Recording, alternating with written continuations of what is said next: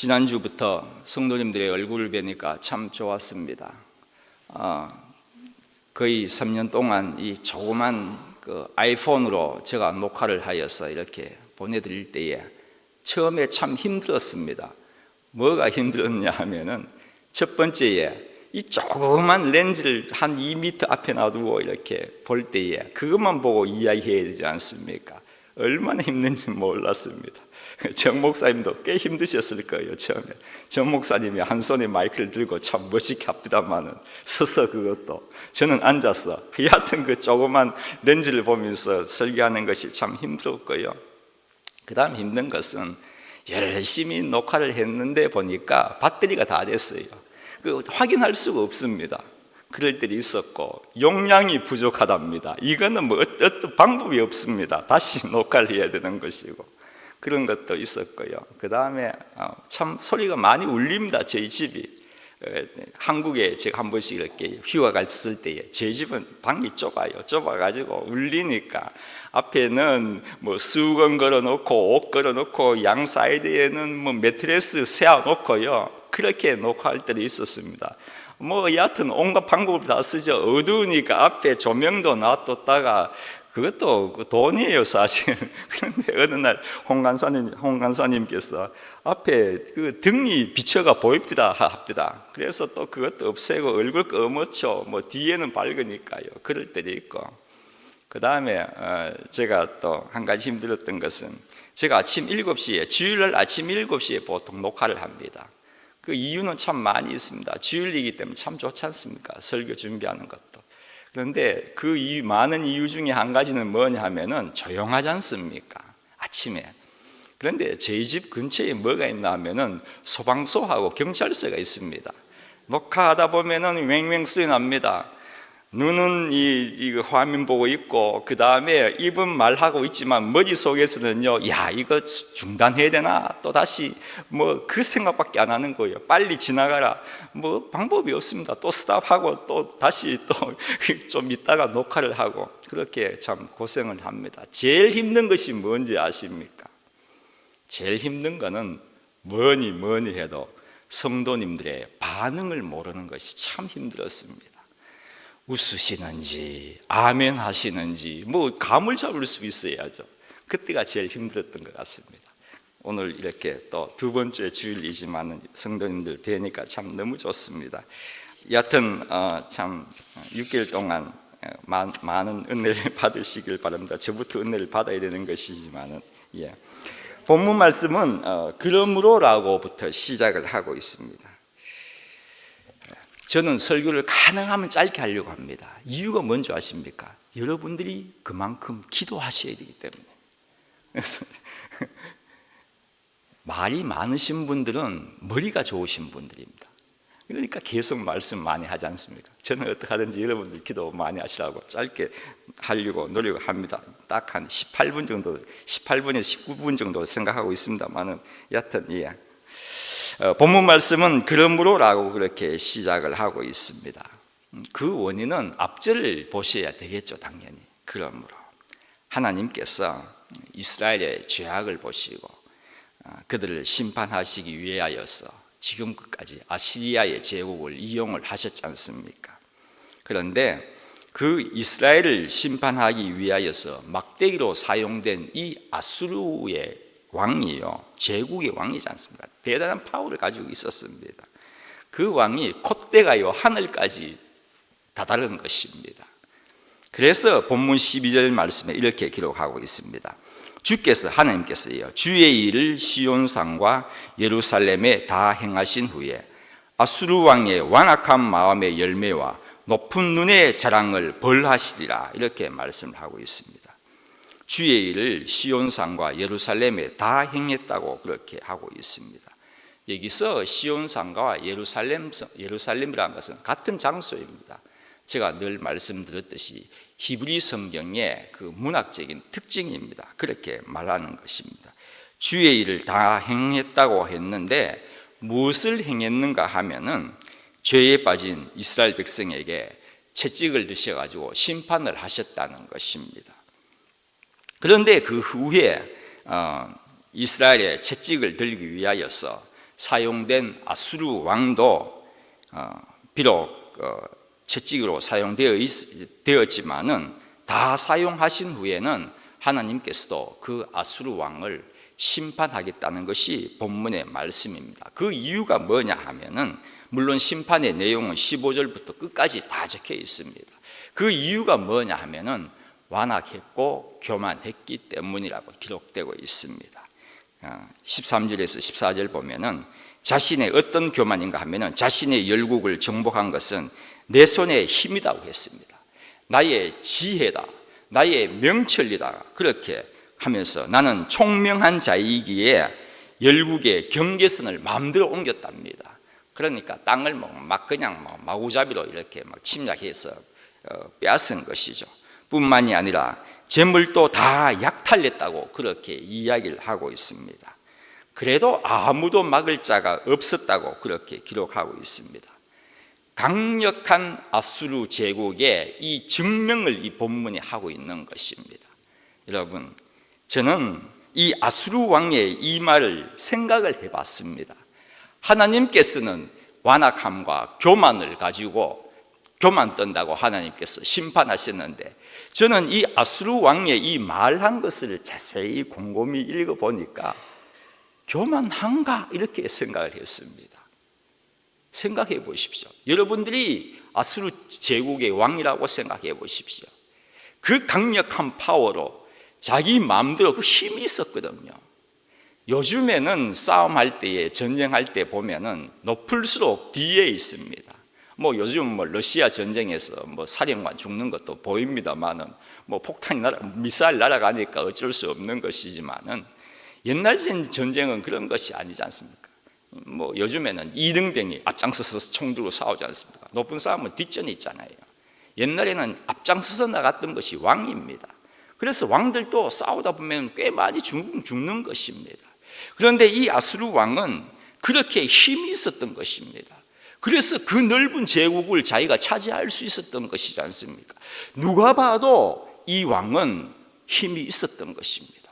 교만이라는 것은 없는 자가 있는 채 하는 거예요.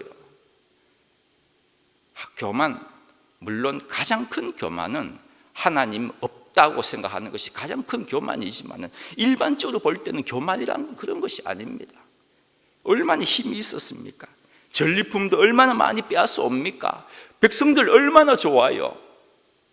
자기들이 잘 살 수 있는 것은 우리 왕이 계시니까 이렇게 되는 것이지 않습니까? 누가 봐도 이렇게 아수르 왕이 말한 것은 자연스러운 말이었다는 것입니다. 저는 그렇게 생각했습니다.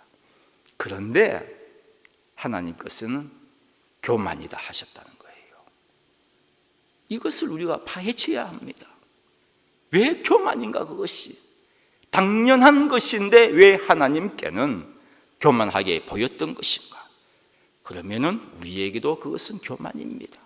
내가 아무리 생각해도 아수르 왕은 그렇게 지혜 있고 총명했기 때문에 전 세계를 그렇게 넓은 나라를 빼앗았지만 그것은 자기의 참 힘으로 빼앗았는 것이지만은 하나님께서 교만이다 하면은 그것은 교만인 것입니다. 왜 이것이 교만입니까? 여러분 어떻게 생각하십니까? 왜 이것이 교만인가? 사람은요 그렇게 지어져 있지 않았기 때문입니다. 무슨 말이고 하면은 사람이라는 것은요 내가 이룬 것은 나의 힘이라고 믿도록, 내가 이룬 대업은 나의 지혜로 이루었다고 자랑하도록 지어진 존재가 아니라는 것입니다. 그렇기 때문에 교만한 것입니다. 인간은 하나님의 도움이 없으면, 인도하심이 없으면 아무것도 이룰 수 없는 존재라는 것을 믿도록 지어져 있기 때문입니다. 여러분, 하나님의 인도하심과 보호하심이 없으면 이루어질 수 없는 것이에요. 그러기에 이 아하스 왕은 세상을 평정한 것이 자신이 이루었다는 것 자체가 교만이라는 것입니다. 여러분 어떻습니까? 여러분, 우리 가운데 하나님이 나를 도우시고 또한 인도하셨다는 것을 믿지 않으신 분은 여기 아무도 안 계실 것입니다. 지금 끝까지 하나님의 은혜로 이 자리에 나왔습니다라는 것을 믿지 않으신 분은 한 분도 안 계십니다. 아멘이지 않습니까? 다 믿고 계세요. 믿고 계신데, 그런데 하나님께서 인도하심으로 살아온 존재라고 믿고 있는 우리들은요, 꼭 한 가지는 생각을 하셔야 합니다. 그 인도하시고 도우신 것이 우리가 하나님께 말씀대로 살아올 때만 도와주셨느냐는 것입니다. 내가 착한 일을 할 때에만 하나님께서 그렇게 보호하여 주셨느냐는 것입니다. 신앙생활 충실히 할 때만 하나님께서 우리를 인도하시고 도와주셨느냐는 것입니다. 어떻게 생각하십니까? 한 가지 묻습니다. 여러분은 지금껏까지 얼마나 하나님의 뜻에 바르게 살아오셨습니까? 말씀에 순종하시면서 살아오셨습니까? 저는요, 60평생 불순종한 죄인입니다. 여러분 연세 어떻게 되십니까? 30대, 60대이십니까? 여러분은 얼마 동안 하나님의 말씀에 불순종하면서 살아온 죄인입니까? 지금 끝까지입니다. 지금 끝까지 불순한 우리란 말입니다. 여러분 생각해 보십시오. 내가 이때까지 불순종한 것, 죄인으로서 살아온 것은요, 이 60평생 살아온 이것으로 충분합니다. 그렇지 않습니까? 충분하게 죄지어온 자들이에요. 그러나 앞으로도 내가 죽을 때까지 죄를 짓고 불순종한 자일 것이라는 것을 생각하면 충격적이지 않습니까? 더 충격은요, 그것을 아시면서도 하나님이 인도하시고 보호하신다는 사실은 더 충격입니다. 인정하셔야 합니다.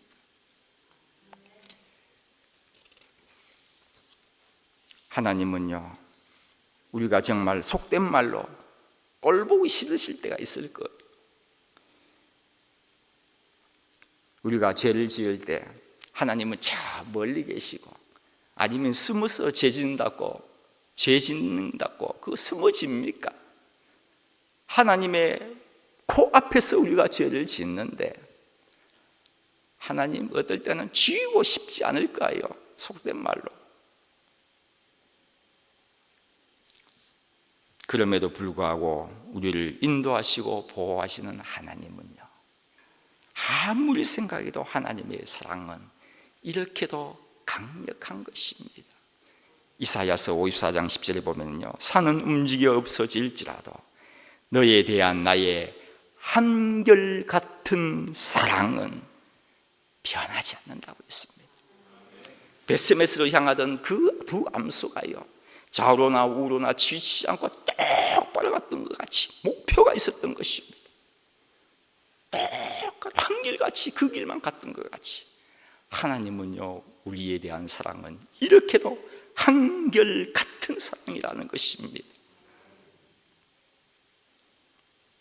그 극진한 사랑 앞에 이 죄인이 내가 뭔가를 이뤘다고, 대업을 이뤘다고 자랑할 수 있겠습니까? 그러니 겸손한 마음을 가지는 것이 얼마나 필요하겠습니까? 이 겸손을 아수르 왕에게 물으신 것입니다. 15절 보면은요, 도끼가 어찌 찍는 자에게 스스로 자랑하겠으며 톱이 어찌 익혀는 자에게 스스로 근체하겠느냐? 이는 막대기가 자기를 드는 자를 움직이려 하며 몽둥이가 나무 아닌 사람을 들려함과 같음이로다. 무슨 말씀입니까? 너는 이 세상의 최대의 제국의 왕이지, 그러나 너 위에 내가 있다는 것을 알라는 말씀입니다. 저는 이 본문 말씀을 묵상하면서 저희들이야말로 정말로 도끼이고 톱 같은 존재 아닙니까? 여러분, 그렇다면 여러분은 어디에 쓰임을 받는 도끼와 톱이 되고 싶습니까? 약한 나무만 쪼개고 켜는 그러한 존재로만의 도끼가 되고 싶으십니까? 그렇다면 그 도끼는요, 실상은 주인으로부터 별로 귀하게 취급받는 도구가 아닙니다. 약한 것만 깨고 쪼갠다면요, 귀히 쓰이는 도끼는요, 연약한 나무만 쪼개는 도끼가 아닙니다. 귀히 쓰이는 도끼는요, 주인의 손에 늘 잡혀있는 도끼가 정말로 귀히 쓰이는 도끼입니다. 그런 도끼는요, 필요할 때에는, 급할 때에는요, 돌도 깰 때가 있습니다. 돌도 깨야 할 때가 있다는 것입니다. 그러면 도끼가 어떻게 됩니까? 도끼날이 다 깨지고 무뎌지고요, 몰골이요 형편없을 때가 있습니다. 여러분, 하나님이 귀히 여기시는 성도에게는요, 고난도 그만큼 큰 것입니다. 고난 없는 인생 어디 있습니까? 저희들은 기도할 때에 고난을 주지 마십시오, 그렇게 기도하는 것이 아닙니다.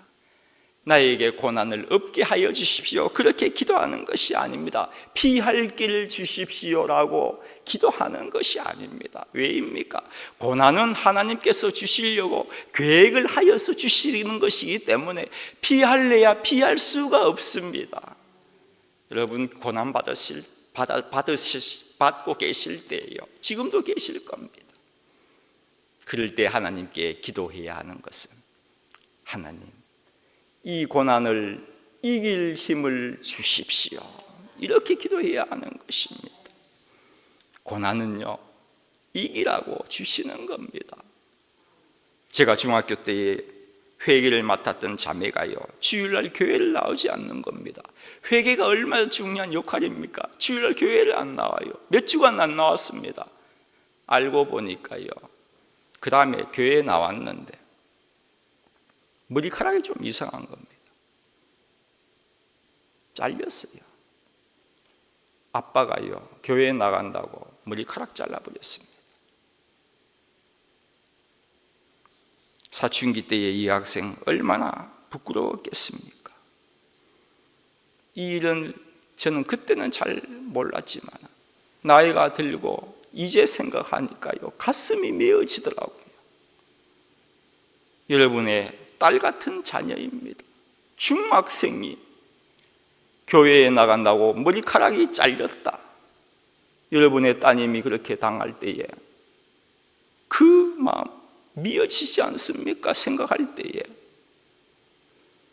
고난이란 것은요, 다 컸을 때에, 어른일 때에 받아야 하는 것이라고 생각되지 않습니까? 믿음이 있을 때에, 신앙이 성장했을 때에 고난이 주어지는 거라고 우리는 생각할 때가 있다는 것입니다. 저는 그 자매를 보면서, 생각하면서, 하나님, 그 자매에게 너무 일렀습니다. 고난이 너무 일찍 왔다는 거예요. 그 어린 나이에 하나님의 고난, 가슴이 정말 무너집니다. 그러나 성도 여러분, 이런 고난일수록 하나님의 손길도 그만큼 더 빨리 다가온다는 것을 잊어버리시면 안 됩니다. 고난이 이르면 이를수록, 고난의 파도가 높으면 높을수록 하나님의 손길도 더 빨리, 더 따뜻하게 다가오는 것입니다. 돌을 깨기도 한 그 도끼에는요, 더 갈고 더 다듬는 법이지 않습니까? 주인의 손이 더 가는 법입니다. 그러기에 더 애착이 있는 것입니다. 마찬가지입니다. 모든 고난을 당하는 성도님께는요, 하나님의 손이 그분의 영혼까지, 몸뿐만 아니라 영혼까지도 쓰다듬는 것이에요. 온갖 수고로 깨지고 무뎌진 도끼를 볼 때는요, 주인은요 마음이 더 갑니다. 자랑스럽습니다. 수고했다는 한마디가 나오는 것입니다. 마찬가지입니다. 고난을 이기고 난 성도에게는 그 고난을 이기기 위하여 온갖 상처가 나고 몸이 진창같이 된 성도에게는요, 하나님께서는요 더 자랑스러워 하시고 더 마음이 가는 법입니다. 고난 이기면 되는 것입니다. 우리에게는 위로는 따로 있는 것이 아닙니다. 하나님이 더 마음이 가시고 손이 더 빨리 닿는 이 자체가 우리에게는 위로가 되는 것이지 않습니까? 그 교만한 아시리아 왕에게 하나님의 심판의 결과는 16절과 19절까지 기록되어 있는데, 많은 결과가 기록되어 있지만은 한 절만 보면은 마지막 절입니다. 그의 숲에 남은 나무 예수가 희소하여 아이라도 능히 계수할 수 있으리라. 하나님의 심판으로 황폐해진 그 아수르를 비참한 현실을 기록하고 있는 것입니다. 애라도 셀 수가 있답니다. 완전 파멸입니다. 완벽한 멸망을 표현한 이 말씀이지만은 이 말씀이 정말로 참으로 뜻하는 바가 무엇인지 아십니까? 제가 읽겠습니다. 이것이에요. 하나님의 말씀에 순종하고 겸손하게 하나님을 의지하는 자에게는 그의 숲은 너무 울창하여 어느 누구도 능히 셀 수가 없으리라. 하나님은 이것을 적기를 원하셨다는 것입니다. 그런 것입니다. 성도님들에게도 말씀 순종하여 이러한 축복이 임하시기를 기도드립니다.